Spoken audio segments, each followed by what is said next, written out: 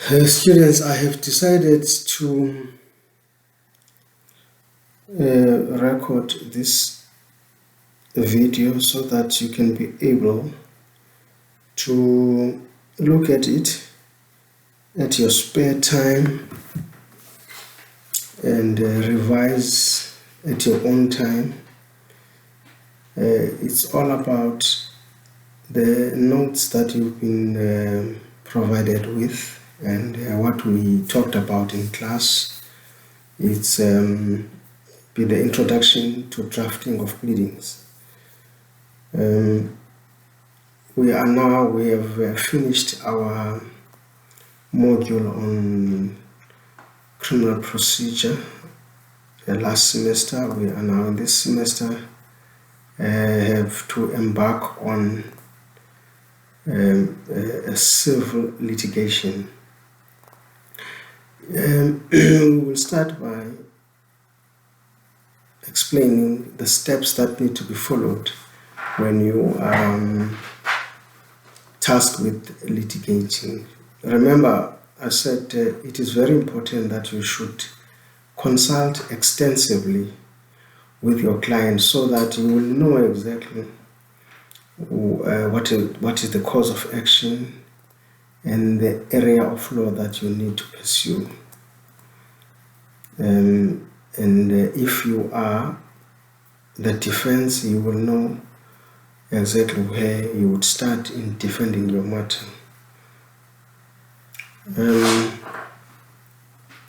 First of all, like I've said, that when you start an action against any defendant, you will first issue what is called a letter of demand, and we normally give it 14 days according to the rules. And after you have done that, you will issue summons, and then with the summons there will be particulars of claim. Like remember we were doing the divorce matter in class. With the divorce matter there will be summons and there will also be particulars of claim.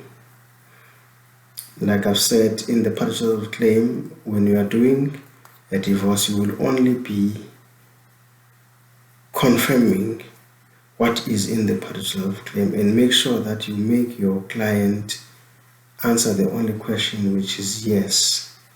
First, the client will confirm that he is the plaintiff in the matter and that the defendant is his wife, and it will be there, the name will be there, and you also include the addresses of both parties. It is important to include the addresses because here you aim at making sure that the court that the matter is being heard at has jurisdiction. So you are obliged to state the addresses of both parties, that is now the plaintiff and the defendant. And also, like I've said, if the defendant fails to file the notice of intention to defend within the 10 days regulation, you can then apply for default judgment. That is why we said in class that the matter will be conducted in the unopposed role because the defendant has failed to file the intention to defend. And if the court allows you to proceed, then you can confirm the particulars of claim. And like I've said, you confirm everything, but once you come to confirming the date of the marriage, then that's where you need to produce the marriage certificate and confirm it with the witness, because your client will be in the witness box at this stage. You confirm the certificate that it is indeed the very certificate that consummated this marriage. It is proof of that marriage. And you will continue with handing it over to the presiding officer, so that the presiding officer can then admit it as an exhibit. It's normally admitted as Exhibit A, and then you will also do the same thing with the deed of settlement. Let it be admitted as exhibit as well by the presiding officer. Once you have done that, if there are children involved in this matter, you will then also continue to alert the presiding officer of the presence of the family advocate endorsement. That is now the family plan, where the family advocate might say he or she agrees that the children will be staying with the father or the mother, as the case may be. That is now, they will be primarily staying with the mother. In most cases, children stay with the mother, and the father will pay maintenance towards their upbringing and schooling. Once you've done that, you've pointed it out, and the magistrate will have a look just to confirm if indeed it is there. And you must remember, if you have minor children and you have failed to consult a family advocate in this respect in order for him to endorse a family plan, you must know that the divorce decree will not be granted. So it is very important that you make sure that it is there in your papers. And also, once you have been given the right to proceed, it is also important to state that the papers are in order. You need to stress that the papers are in order to make the presiding officer to feel at ease. You can then continue with confirming. Like I've said, you confirm everything, including the prayer that you have requested. And once you have done confirming everything with your witness, you will then say, Your Worship, that is the plaintiff's case. May the court grant the divorce decree as prayed. And the court will grant it, and that's the end of your divorce case. If there are any questions, feel free to consult and ask, or you can even stop me during this class so that I can explain where you feel you do not understand. Also, on the same vein, let us say now your matter is not a divorce matter. It is a claim for damages. The same procedure will be followed. You will issue summons, particulars of claim, and the other part, which is the defendant, must file a notice of intention to defend, and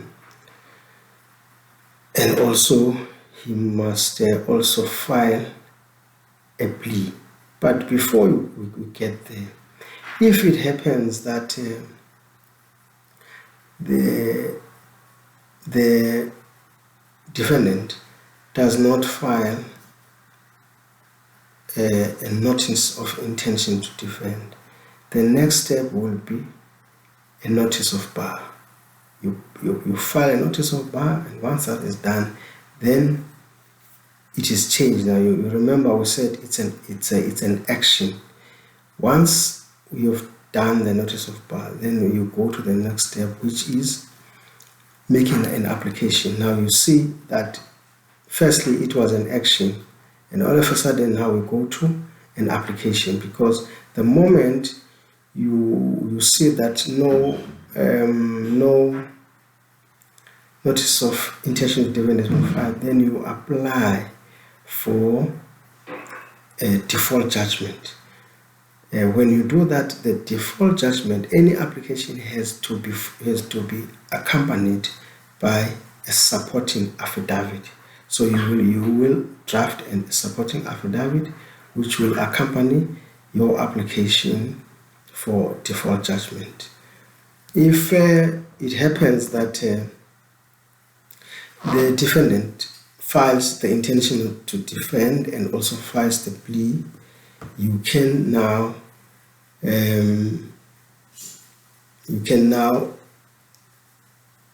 answer to the plea.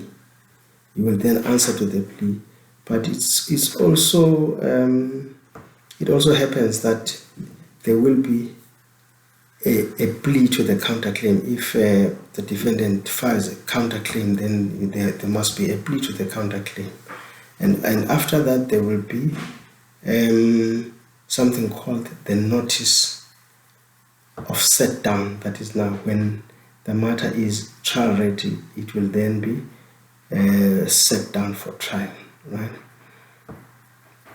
And then you can also do a notice in terms of Rule 23 subsection 1 or subsection 3 and 4, right? And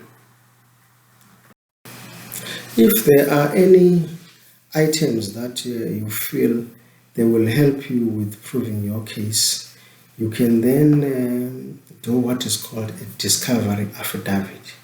Now you will be asking the defendant to produce tapes and other documents that you think they will be helpful in your case. You can also go as far as also requesting for the inspection of such objects. Then you go and make an appointment, whether it will be in your defendant's attorney's chambers where you will go to inspect, or it could be in your chambers as well as the plaintiff, where you will request them to come over with whatever you want inspected. They can also inspect what you have that you are going to use as evidence in order to prove your case. Also, there is something called an agreement not to appeal. Once you've done your section 30, your section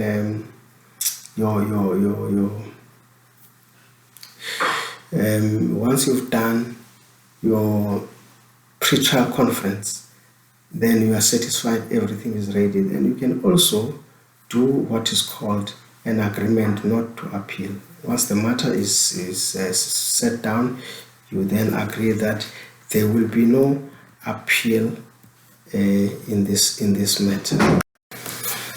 Yes. Now let us talk about deviations in the magistrate court. That is, not deviation of pleadings in the magistrate court, right?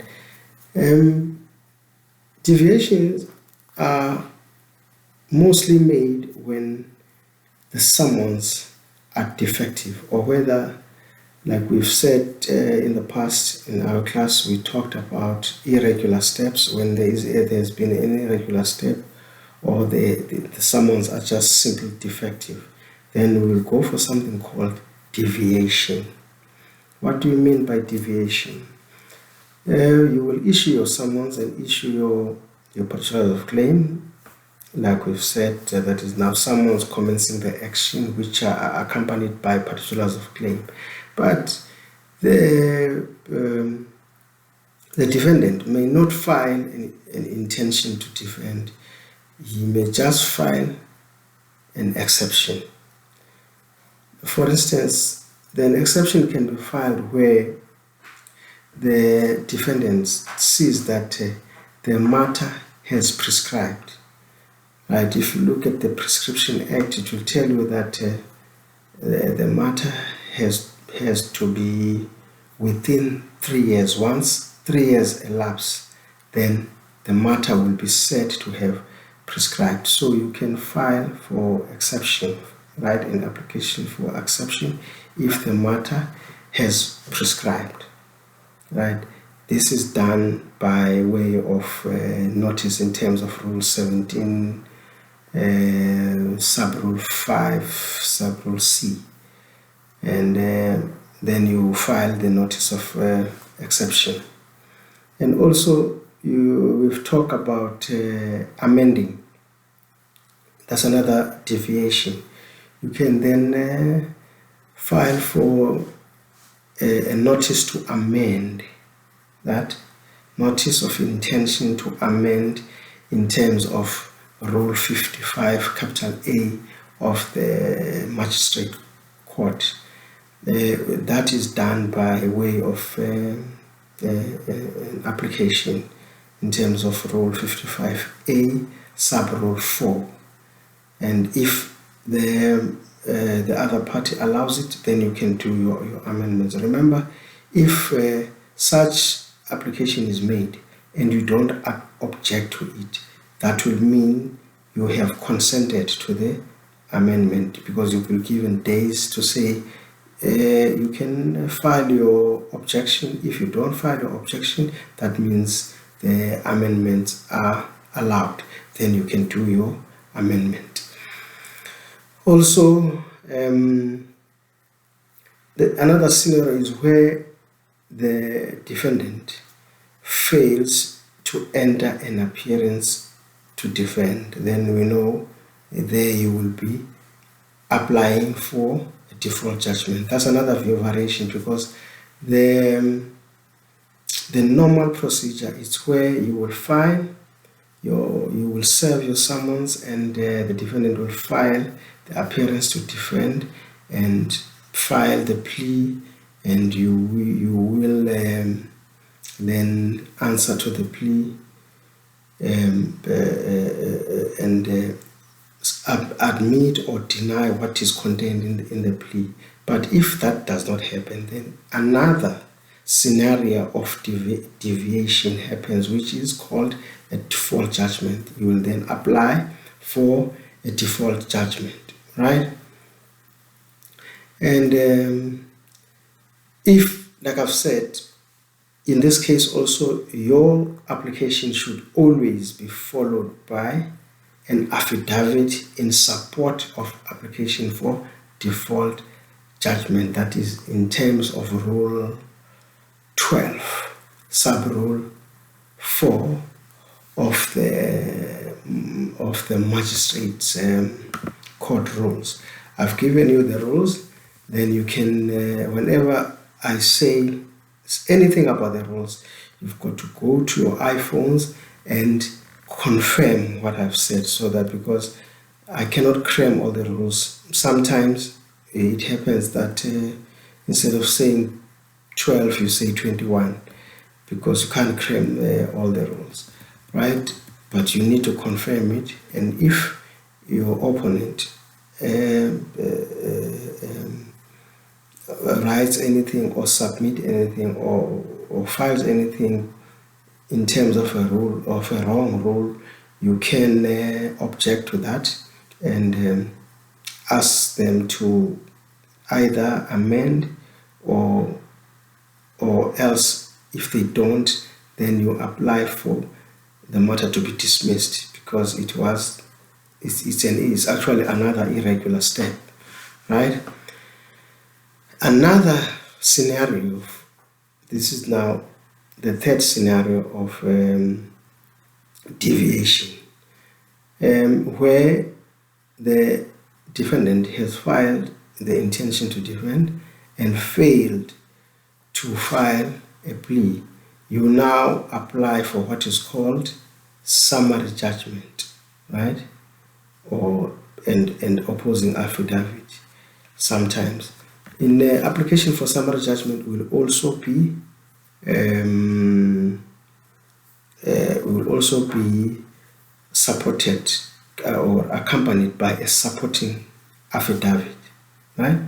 Another scenario is scenario 4, where the defendant requests for copies of accounts and documents, and that is now a notice in terms of Rule 15, where you request for copies, accounts and documents. That is 15 sub-rule 1 of the magistrate court, right? and the plaintiff that one is normally done by the defendant, right? Where the defendant is requesting for copies, because you are saying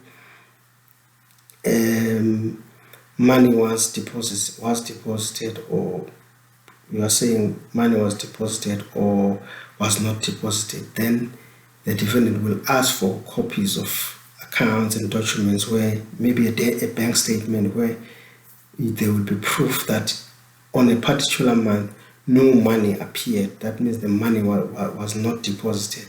Then the defendant might ask for those copies, so that he can satisfy himself that indeed such money as agreed was never deposited. That will be now in terms of Rule 15, Sub Rule 1, right? And then the plaintiff may reply to the defendant's request. In fact, has to reply to the defendant's request in terms of Rule 15.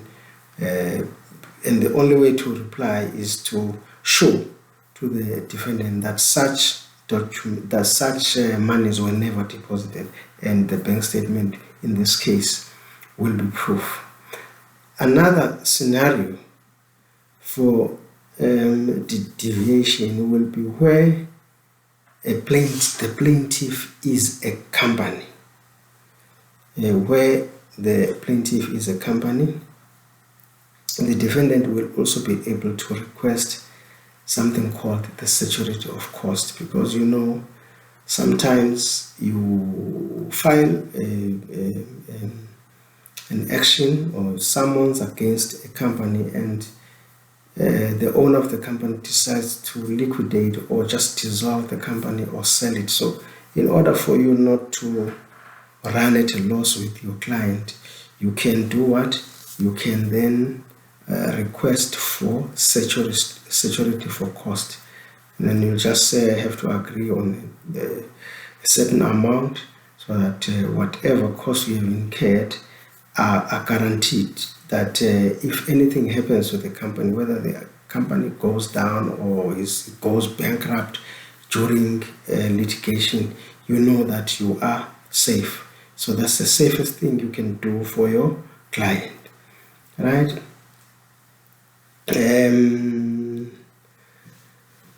Right, let us pause there for students. I hope it is clear that the fourth scenario is where the defendant requests copies of accounts, that is now in order to make sure that the money that is claimed was definitely not paid. And the other scenario will be where the plaintiff is a company, and the defendant would then request for security costs, okay? And also where a party requests reason for judgment. That's the sixth scenario. The party will request reasons for the judgment and decides whether he wants to appeal or not. That is now request for reason for judgment in terms of Rule 51 of the Magistrate Court, right? And then scenario 7, another deviation, is where you lose a case and you note an appeal. You say, I note an appeal. You can note an appeal from the bar, or you can file a notice of appeal. And you must remember, when you appeal, you have to first appear before the judge or magistrate that handed down that decision. So you go to them and you ask for leave to appeal, right? And you ask for, and then the leave to appeal will be granted. If it's not granted, then you will then send what is called a petition.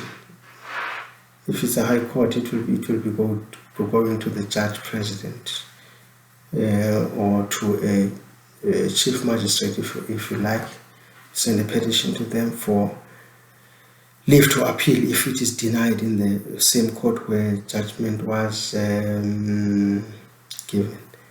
Right. Also, let's not talk about the very complicated topic about costs. Costs. There's somebody called the taxing master. The taxing master, his duty is to make sure that each party is paid the correct cost according to the regulation of that particular court, because you cannot just charge any cost or demand any cost. Costs are regulated. There's somebody called the costing master, the taxing master, that is now taxing the cost. By that means taxing will only means adjusting the cost. So his duty or her duty is to adjust the cost to what they are supposed to be, because you cannot just ask anything. So sometimes the court will say costs are reserved.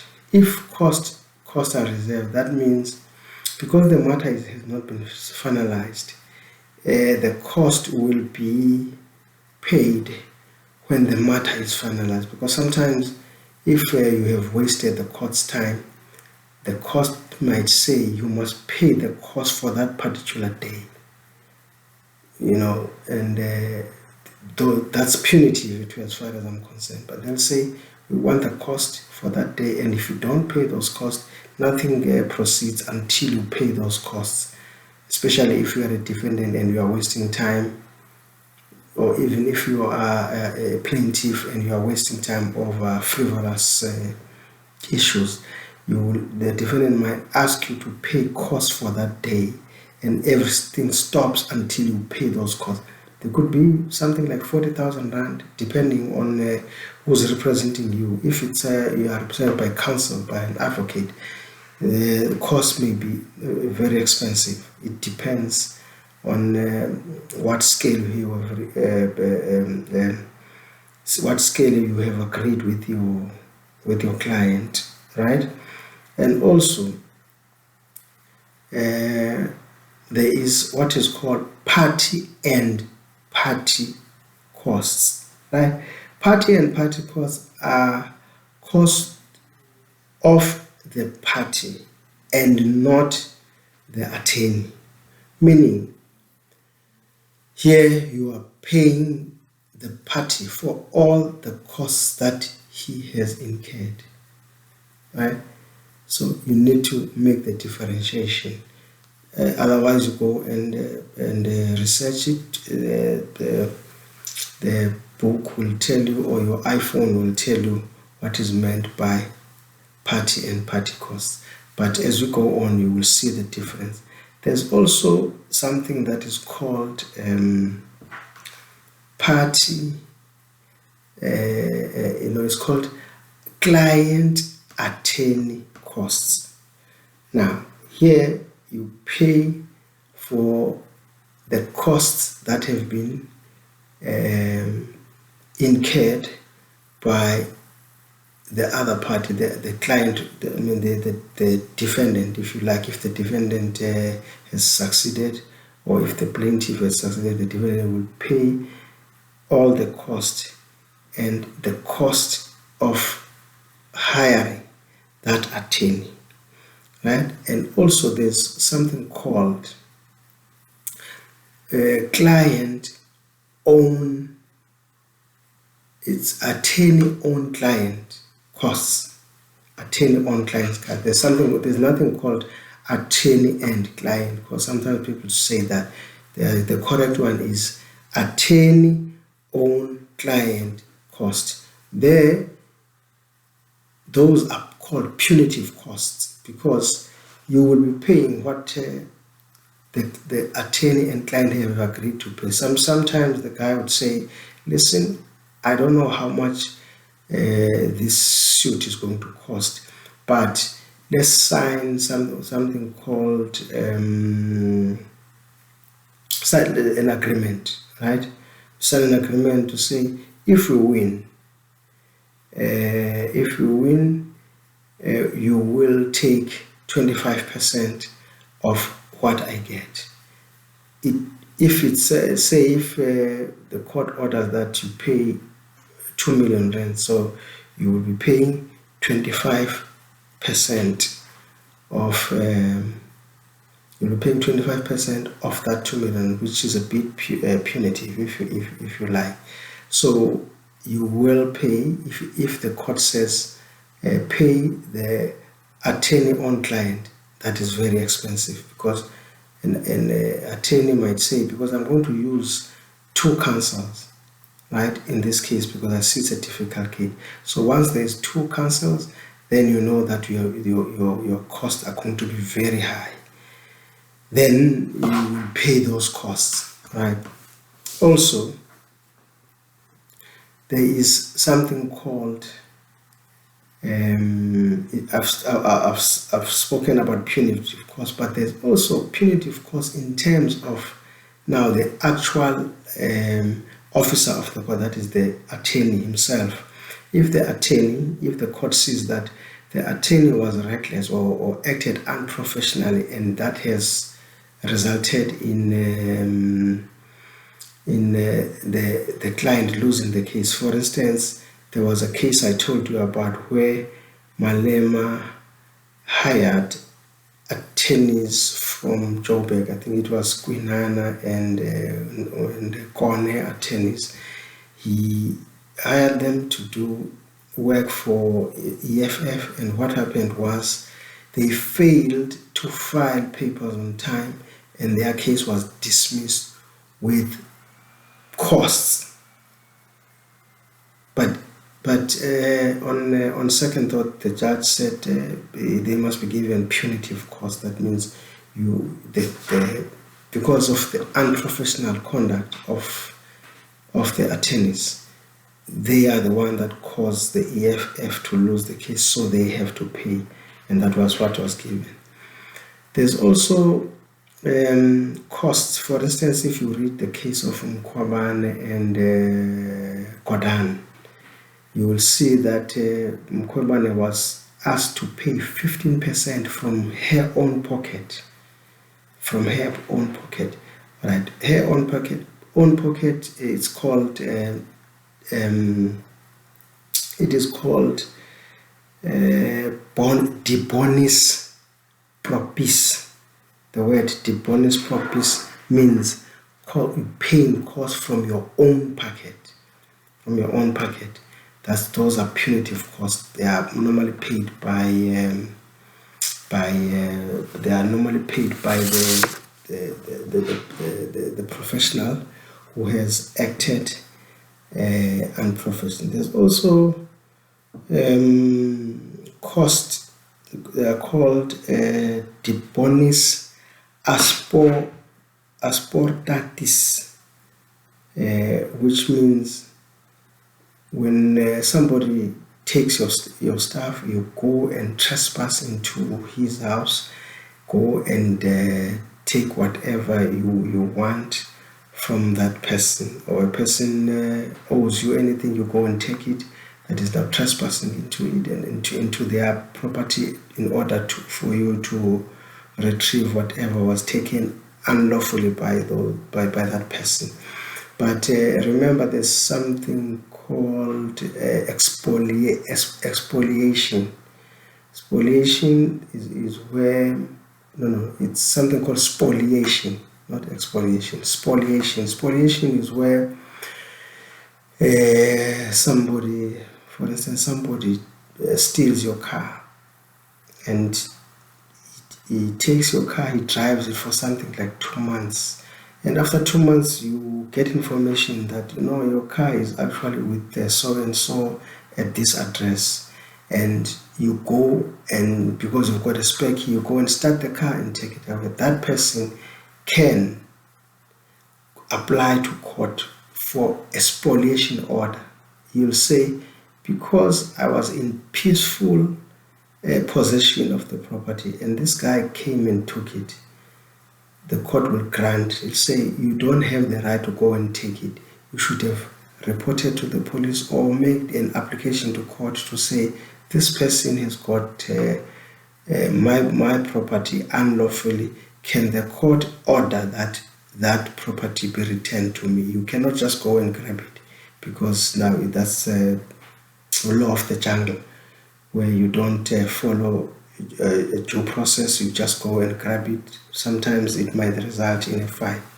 So also there's something called indemnity principle in terms of Rule 70, sub-rule 3 of the High Court, where it says the party who has lost should not be made to pay excessive costs. That is why we have the taxing master. You will prepare your bill of costs, take it to court, and the taxing master will look at it and see if the costs were too expensive. And on the other hand, the party who has won must be paid according to his or her losses. What he lost, what expenses he incurred, he must be paid according to those. Nothing less, nothing more. That's where we end for now. Let's end there. If there are any questions, I am here. Ask me the questions. Thank you.